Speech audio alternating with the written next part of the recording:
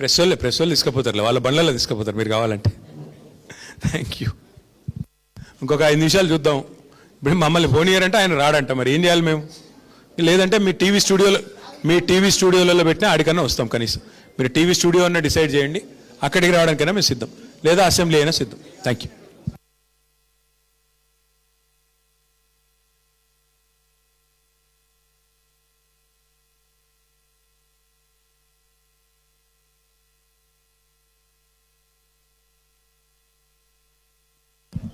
వట్టినాగులపల్లిలో భూముల మీద పడి గూండాగిరి చేసింది ఎవరో అందరికీ తెలుసు.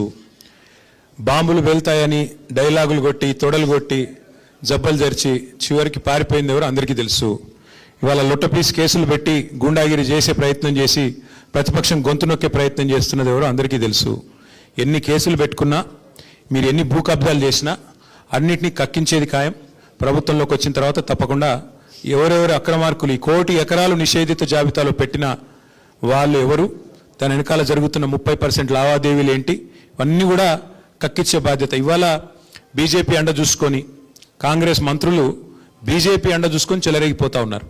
వాళ్ళ మీద ఈడీ దాడులు జరిగినా వాస్తవాలు బయటికి రావట్లేదు.